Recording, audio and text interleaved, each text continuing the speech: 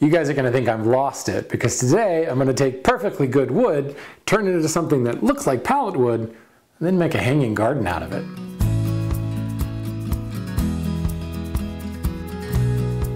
Hey there, welcome to the Renaissance Woodworker. I'm Shannon Rogers, your host, and today this project is what I call under the happy wife, happy life situation.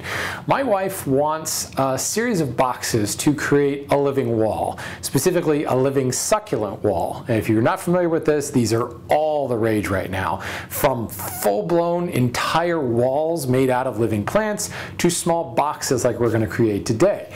Now, the added twist on this is we're going to make a fake living wall. In other words, the living part of this is actually going to be made out of fake plants, but I'm assured by my wife that it's going to look like a real thing when we're done.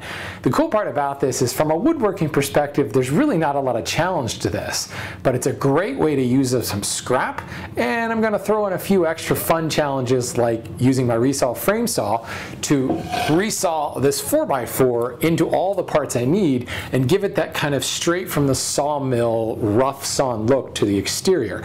Join together a box, cut a groove to inset a small piece of plywood.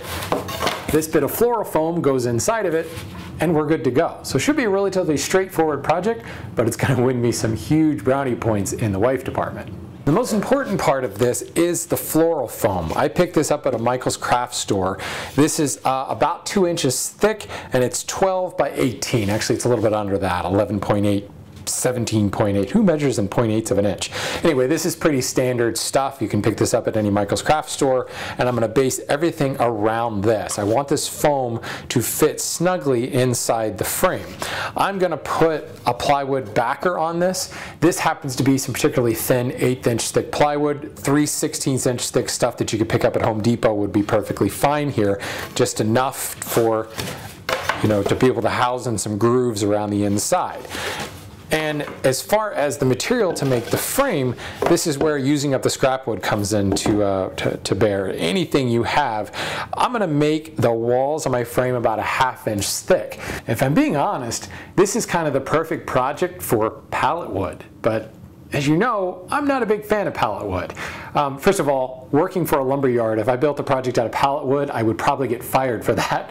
But second of all, I've seen way too much crap, literally crap, and chemicals and stuff spilled on pallet wood that I just don't like bringing in my shop. Certainly there's treatments you can do to actually clean it up and make it so that it's not covered in animal urine. I'd rather just avoid the whole thing altogether. I want kind of a rustic look to this. This just happens to be Douglas fir. Any old species of wood will work because, again, the rusticness is going to be imparted by the resawing and leaving that rough sawn. So the first thing I'm going to do is set a marking gauge to a little bit more than 1/2 inch. Now the total width of this 4x4, if I take my piece of plywood and my foam and just line it up with the back edge, I've got, a substantial amount of material here, and what I want is to eventually have maybe 1/8 of an inch reveal. So with this extra material, it actually could end up being wasteful. If I just come in and slice off 1/2 inch and another 1/2 inch, another 1/2 inch, another 1/2 inch, I can probably get 4 pieces out of this. But each one of those pieces is going to be, whatever that width was, maybe 1 inch, 1.5 inches too wide.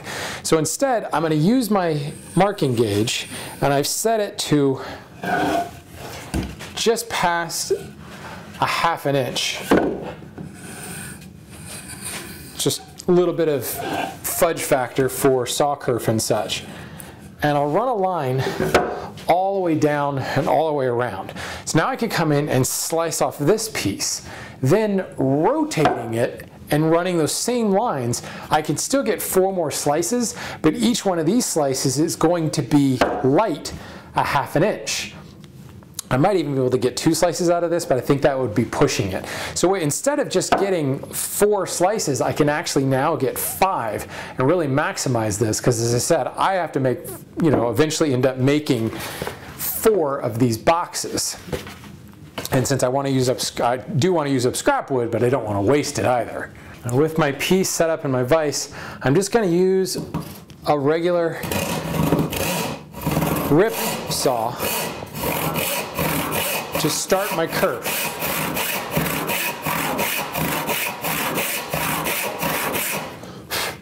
Really want to focus on getting my line across the top established here.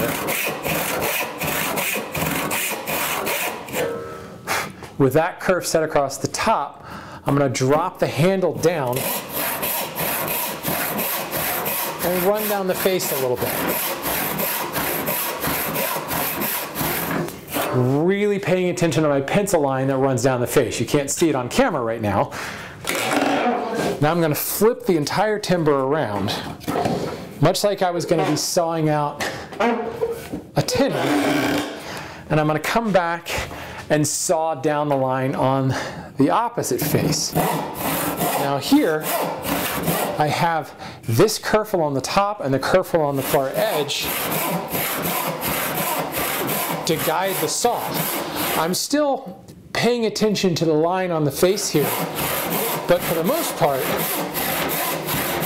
it's going to run pretty automatically because I've got those curves established. With that done,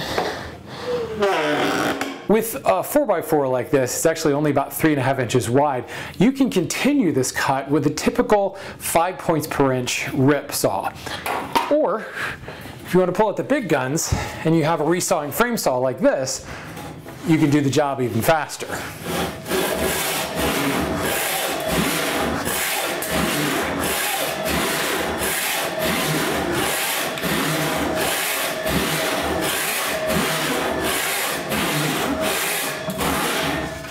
The key is you don't want to just go on autopilot and assume you're sticking to line on both sides. You do want to occasionally check the other side, make sure you're still on the curve, or you can even flip the board around or flip the saw around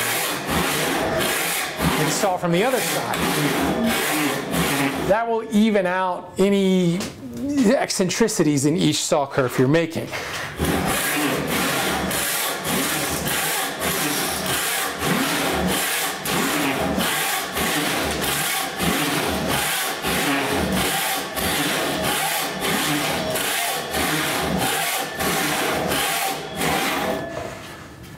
And again, whether I'm using a frame saw like this or just a rip panel saw, I want to saw about halfway through, flip the entire board over, and repeat the process that I already did. So I want to come back and essentially saw out the tenon on the other side. Starting the cut, focusing my kerf across the end grain, right up in the top.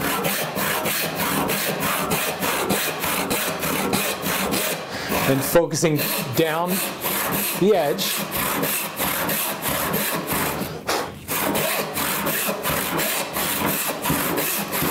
Now certainly, you could use a bandsaw for this, but if you're using power tools, I would use a bandsaw and not a table saw, because what I want is that rough sawn look. The table saw is actually going to leave too clean of a cut here.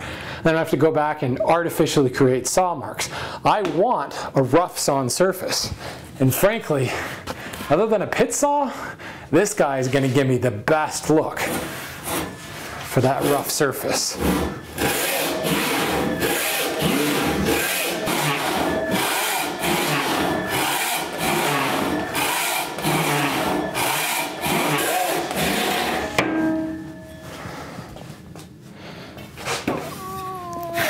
And now we're starting to bind, where the vise is actually squeezing the wood.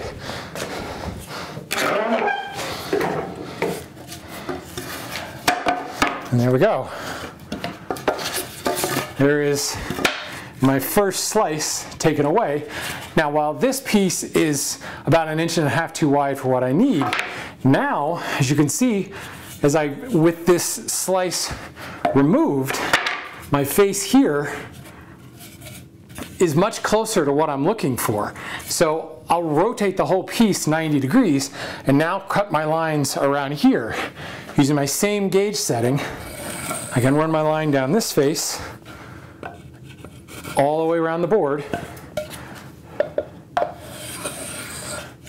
and continue to make my frame saw cuts But now the resultant piece is much, much closer to the finished width that I want.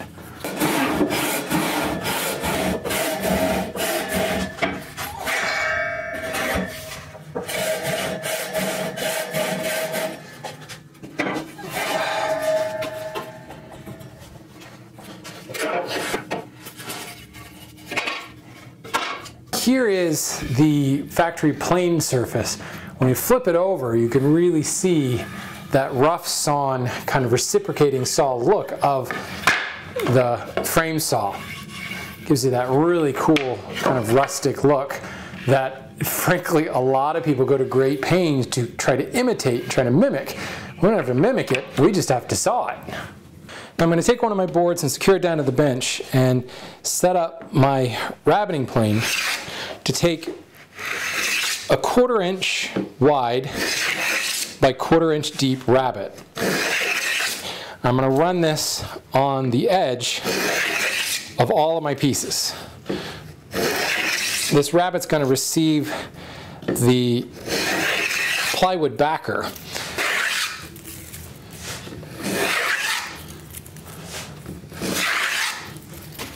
Now with the back rabbet cut, I can set my plywood flush up against that wall and bring the foam piece into bear.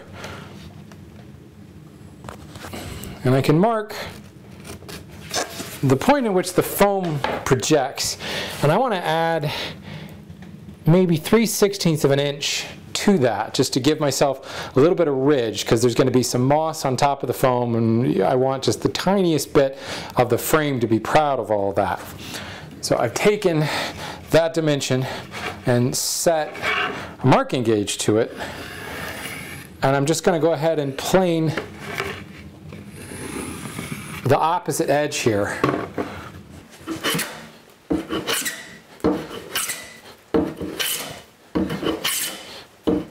I always start with some passes in the middle, kind of purposely creating a hollow here. And then I can come back and joint the entire edge.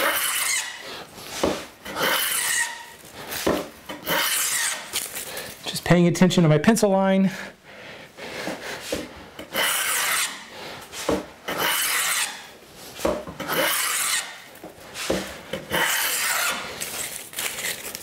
There we go. Now, just going to break this outer edge so it's not sharp.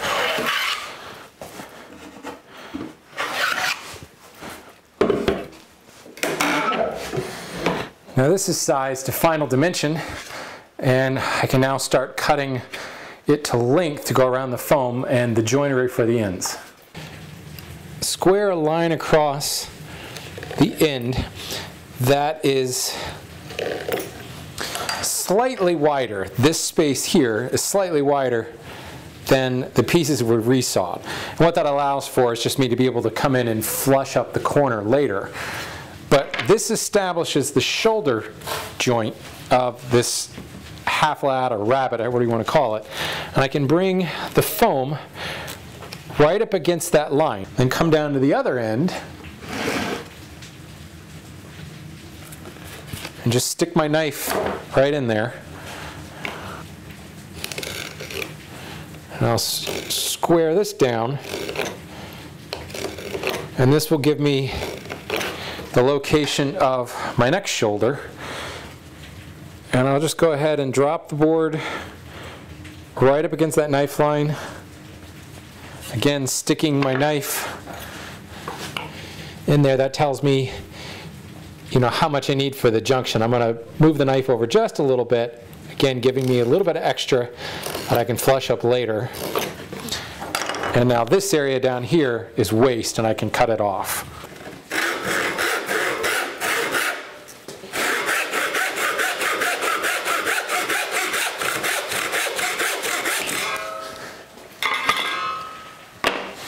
Now this board can be used to lay out the opposite board. And by using one mirrored to the other, I can ensure that I end up with a square assembly. So I can flush the ends up, but again, it's not really important because I'm going to end up truing up the ends after it's joined. The important part is to lay out exactly where the shoulders are, matching them on each piece.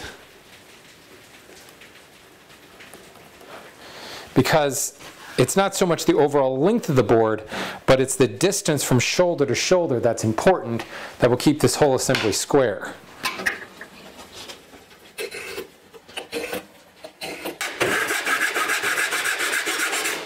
I'm going to cut this rabbet on the end to match the rabbet we've already cut here. So I'm just going to drop my fence on the face and adjust this down so that it matches.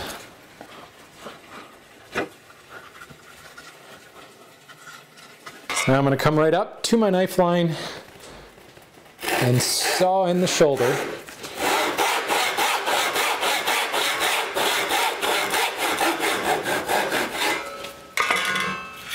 And I've got lovely straight grain here. So I'm just going to drop a chisel in the end grain. Just split this away. It's such a short rabbet. It's just kind of silly to come in with a saw. So I remove maybe a little bit more than half the material, and now I'm going to drop the knife, drop the chisel into my knife line.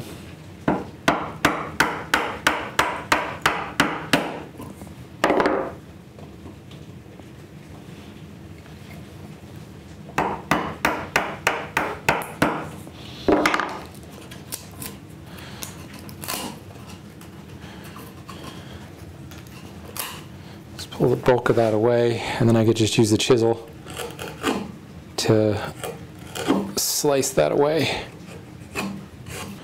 If you're ever uncertain about this, obviously just chop away less material just to see kind of how the grain runs.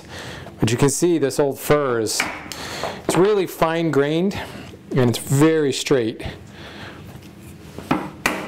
Especially because the way I resaw these boards out, if you look at this face grain, I've got almost quartered boards here, so nice and straight. Right in my knife line.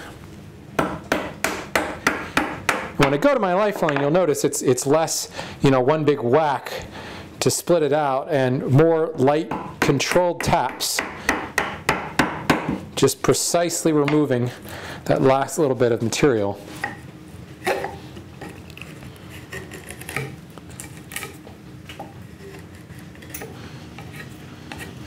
There we go. Rabbet's done. No need to do any kind of planing or anything to clean that up. It's perfectly smooth. Now to size the shorter pieces, I've just got this kind of secured down to the bench so I can press on it. Slot the rabbet into place, bring the foam up, and then bring a mating part right up against it. And what I need to do is actually mark the location of the tongue itself. So make sure my joints are closed up tight, press this together, and then come in and just mark with a pencil.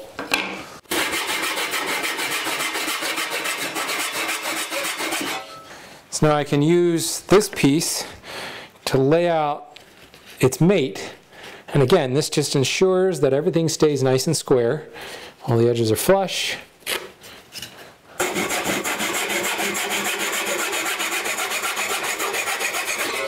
Got this clamped up, and ideally it should fit. Oh, perfect. Perfect fit. Just to be certain, everything is flush on this face. Obviously this will slide in a little bit more, but everything's lining up nicely. So I'm going to keep this in the clamps like this and use it to lay out my plywood just by kind of transposing it in place.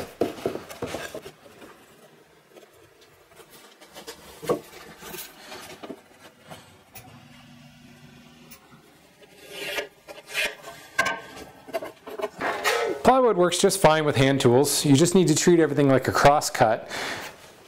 And if possible, you want to try to work with the grain direction of the face veneer.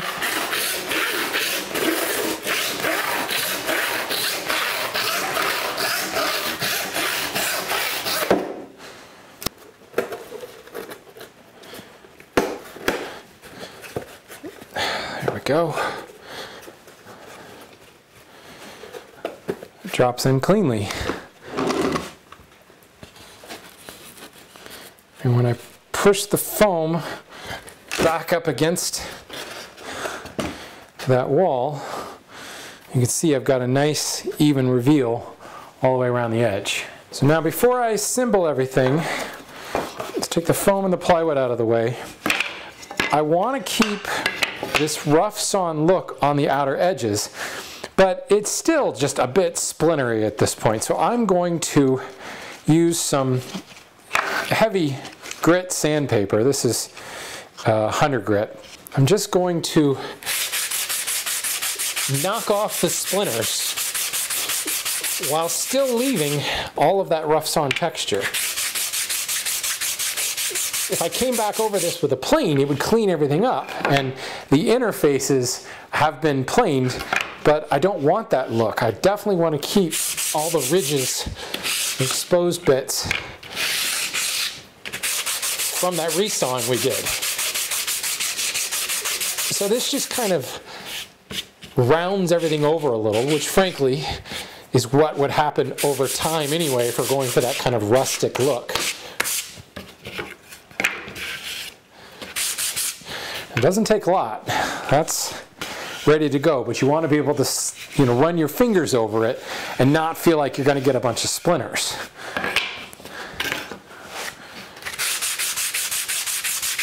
Now the finish on this is super simple. It's just paste wax, but I'm using a dark brown paste wax. And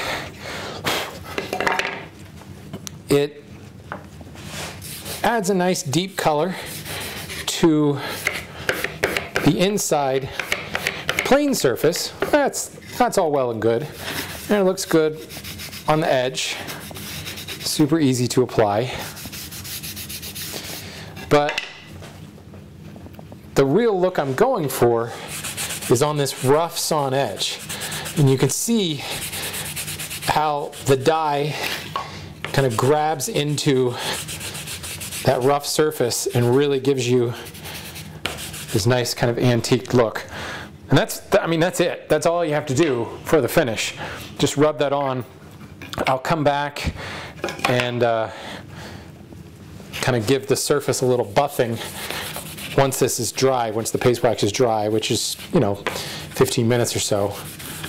I've clamped one of the short sides upright, and it's actually resting on the screw of my vise. That way as I hammer in the nails, it's not going to be shifting in the vise. And I'm just setting this on top, and I've just got a couple of blocks back here just to set at the same height, and the hold fast will securely hold it in place. And just to make sure that things stay flush down here, I'm going to run a clamp across it. So everything is securely in place. Now I can come in and bore the pilot holes for the cut nails.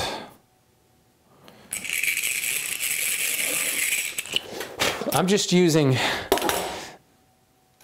finishing brads here. So if a softwood like Douglas fir, I probably don't need pilot holes, but because I'm so close to the end, I just feel that it's stacking the cards in my favor. So I'm using a really tiny drill bit. I don't even know what the size is. It's actually meant to go in a pin drill like this. But the drill bit is about the same diameter as the brad itself, about 1/3 from the bottom. And I can rely upon the softer nature of the Douglas fir to compress up at the wider part of the head. And it gives me a really, really strong hold. But at the same time, as I mentioned, I chose to do a rabbet here because nailing the plywood into the back is also going to add a fair amount of rigidity.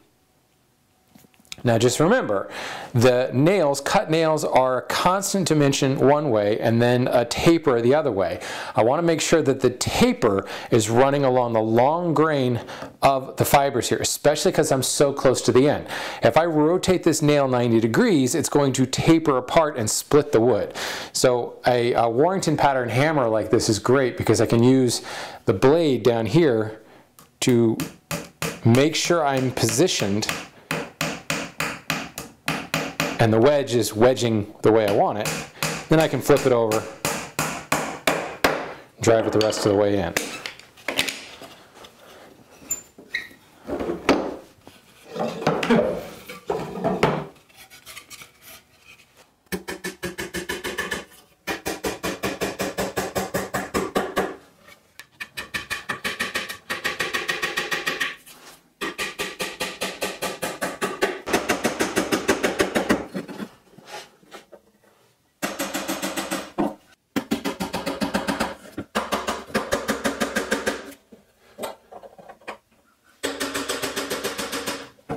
Okay, that is now super rigid, and again the foam is a nice slip fit right in there. So there we are. There is the finished living wall. We had a moss mat that was just hot glued down to the foam substrate, and then all the plants and things are basically just stuck through the mat into the foam. There's no need for glue or anything. They're in there really firmly. You can hang it, vertically like this. You can hang it horizontally and arrange it however you want. It's going to be hung on the wall just using an alligator clip, and there's a slight recess in the back rabbet here that will allow everything to sit flush against the wall and have it just kind of float there. So it's going to look really cool. We're eventually going to end up making 4 of these and hang them in a stair-step fashion right up the wall next to our stairs. I really love how the dark paste wax set off the sawn pattern on the wood. And yeah, you can pretty much get some pallet wood or some reclaimed wood from a reclamation store. Heck, you can even buy reclaimed barn wood from Lowe's and Home Depot now. But like every woodworker wants to overbuild and over-design something, I over-design this by making my own hand-sawn pattern on the side. These living walls have become incredibly popular among interior designers. You see them popping up all over the place. If you're looking for a quick project, something to add a little bit of green to your living space and to use up some scrap wood, try a living wall box.